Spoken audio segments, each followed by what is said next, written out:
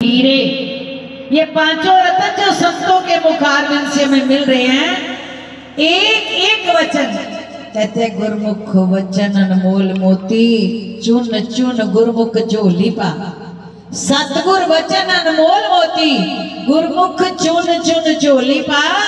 मन ले वाक तू सच्चे गुरां दे, ते जन्म गुरां दे लेखे ला। वचन एक ही काफी है। हृदय में उतर जाने के बाद वो अपना काम करेगा। पानी में साबुन छोड़ दो, घुलता घुलता घुलता घुलता घुलता वो पानी साबुन वाला बन जाएगा।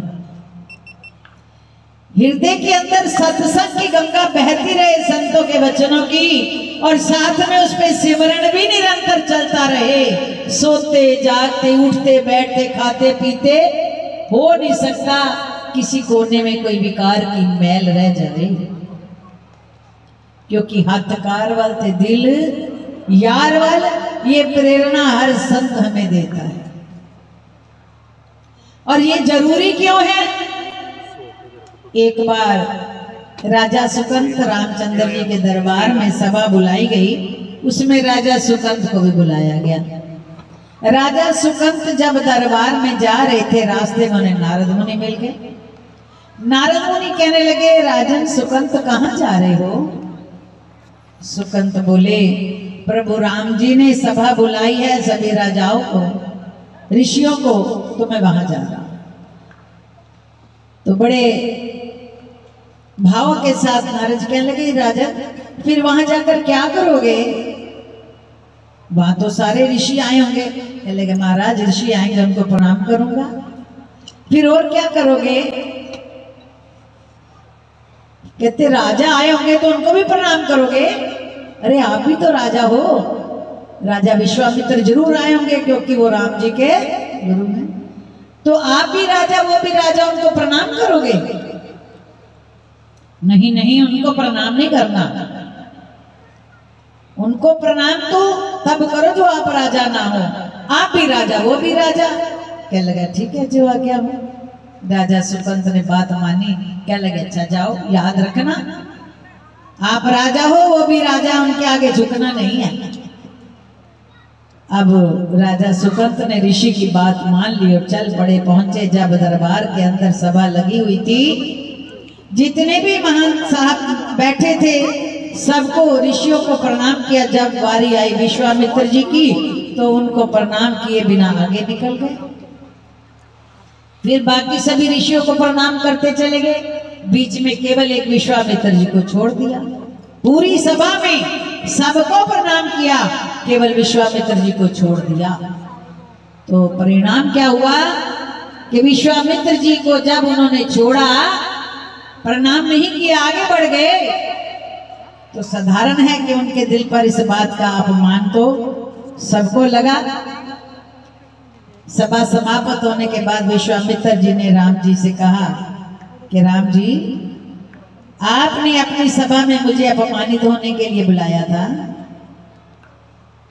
कि ऐसे ऐसे राजा सुकंत ने जो किया, सबको प्रणाम किया और मुझे छोड़कर फिर अगले वाले को प्रणाम करते चले गए। राम जी को दिल पर ठेस लगी।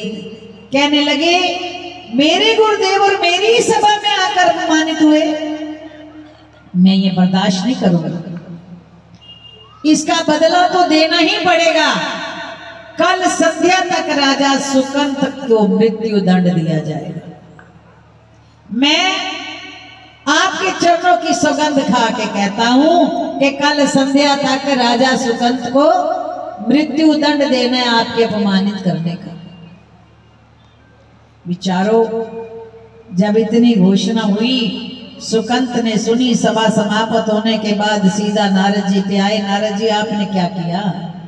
मैं तो सही जा रहा था, सीधे रास्ते पर चल रहा था, आपने मुझे रास्ते से गुमराह किया और मुझे मौत के लिए आमंत्रित कर दिया। मौत को अब क्या होगा? हनुमान जी ने जब सुना, देव ऋषि नारद जी ने जब सुना तो कहने लगे, राम जी ने अपने गुरुदेव के चरणों की सुगंध खाकर कह दिया है ये तो बहुत मुश्किल है, अब कोई नहीं बचा सकता। हाँ, एक उपाय है, केवल हनुमान जी हैं जो राम जी के इन वचनों से उन्हें अलग कर सकते। हनुमान जी के पास कैसे जाकर कहें कि राम जी ने अपने गुरुदेव के वचनों की सौगंध खाई है, तो उन्हें किस तरह से इस बंधन से छूटा जाए।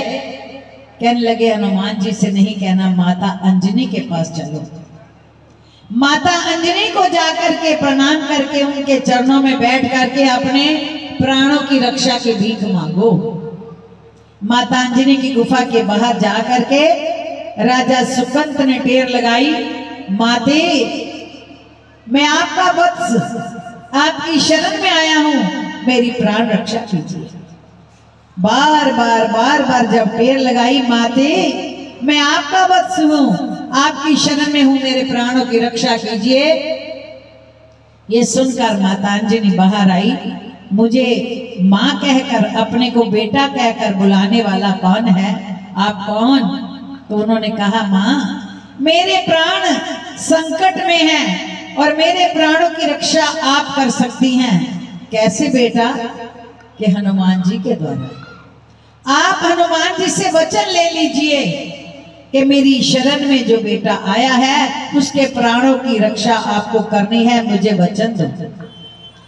मां अंजनी ने हनुमान जी को बुलाया और कहा कि इस तरह मेरी शरण में राजा सुकंत आए हैं, उनके प्राण संकट में हैं, बेटा मुझे वचन दे, मेरा एक काम करेगा।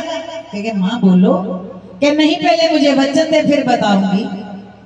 मां अंजनी जब हनुमान जी से वचन ले लिया कि मां मैं राम के चरणों की सौगंध खा के कहता हूं, जो आप वचन दो मांगोगी मैं निभाऊंगा, तो मुझे ये वचन दे दे कि राजा सुकंत के प्राणों की हत्या ना हो, उनका वध ना हो।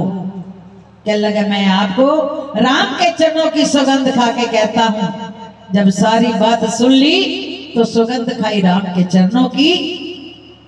राजा सुकंत से कहने लगे, सुकंत आप एक ही काम करना, आप एक पल के लिए भी प्रभु के नाम का सिमरन ना छोड़ना।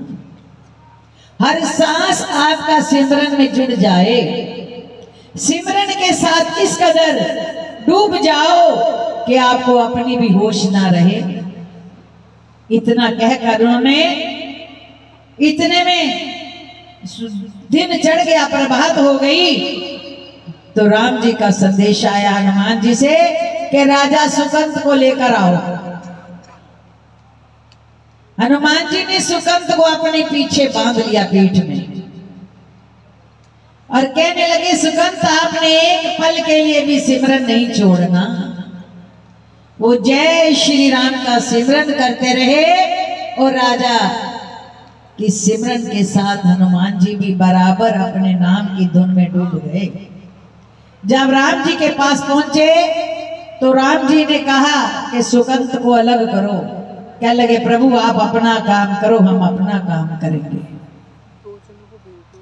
भगवान जी ने तीर चलाने शुरू किए और हनुमान जी आगे से क्या करते गए, जय श्री राम, जय श्री राम। अब उनके इस नाम की धुन के आगे, क्योंकि नाम एक जपना जुबा से होता है और एक नाम हृदय की तार तार से होता है। हनुमान जी की तो अभी सुना हमने पूज्य संतों के माध्यम से कि जिनके रोम रोम में राम के सिवा कुछ दूसरा था ही नहीं। तो राम थोड़ा हनुमान जी थोड़ा बोलते थे, उनका तो रोम रोम उनका नाम बोलता था। तो जैसे हनुमान जी करते चले गए, उधर से राम जी तीर चलाते चले गए और सुकंत भी नाम की धुन में है, हनुमान जी भी नाम की धुन में है। और जितने तीर राम जी की तरफ से आए और जय श्री राम की धुन के आगे वो तीर विफल होकर के नीचे गिरते। बोलो सियापति रामचंद्र महाराज की जय। सुबह से शाम हो गई, एक भी तीर काम नहीं कर पाया नाम के आगे।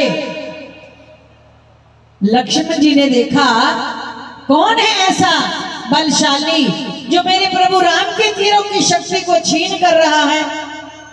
लक्ष्मण खड़े हो गए और पकड़कर अपना धनुष बाण कहने लगे, मैं उसको अभी सीधा करता हूं जो मेरे राम की शक्ति को छीन कर रहा है। मेरे राम के तीर विफल जा रहे हैं। कौन है ऐसा? जैसे लक्ष्मण जी ने क्रोध में तीर मारा तो तीर तो हनुमान जी के सीने के लिए छोड़ा था, लेकिन सीने में तो राम जी थे। वो तीर राम जी के चरणों में जाके चुभ गया और लहू हनुमान जी के सीने से बहने लगा। बोलो श्री सियापति रामचंद्र महाराज की। राम जी के चरणों में जैसे ही तीर लगा तो राम जी बेसुध हो गए। तीर लगते ही बेसुध हो गए और हनुमान जी के सीने से जो लहू बह रहा था, परंतु हनुमान जी ने देखा मेरे प्रभु बेसुध हो गए हैं। हनुमान दौड़े, दौड़कर उन्होंने राम के चरणों से तीर निकाला और राम जी ने आंखें खोल ली। जब राम जी ने आंखें खोली और आंखें खोल करके उन्होंने हनुमान जी के सर पर हाथ रखने के लिए जैसे ही अपने दोनों हाथ उठाए, हनुमान जी की बगल में तो राजा सुकंत थे। हनुमान जी ने सुकंत को भी लिया और आप भी एक हाथ भगवान राम का हनुमान जी के सर पे आया और दूसरा हाथ उन्होंने सुकंत के सर पर रखवा लिया। जब दोनों हाथ राम जी के, एक सुकंत के सर पे राजा के और एक हनुमान जी के सर पे आया, तो उन्होंने चरणों में सर रख दिया। इतने में विश्वामित्र जी दौड़े आए, प्रभु जो आपकी शरण में आ गए हैं उनकी प्राण रक्षा करना आपका धर्म है। अब राजा सुकंत का वध आप नहीं कर सकते, मैं आपसे प्रार्थना करता हूं। इतने में देव ऋषि नारद जी भी आ गए। तो राजा सुकंत ने हाथ जोड़कर नारद जी से कहा, सच बताइए नारद जी, आपने मुझे सही जाते जाते गलत राह पर क्यों डाला? नारद जी बोले, मैं दुनिया को समझा समझा के थक गया हूं कि राम से बड़ा राम का नाम, लेकिन कोई इस बात को मानने को तैयार नहीं। मैंने कहा आज मैं करके दिखा दूं कि राम से भी बड़ा राम का नाम है, और जो नाम का आसरा लेते हैं उसका दुनिया में कभी हार नहीं। बोलो जयकारा बोल मेरे श्री गुरु महाराज की।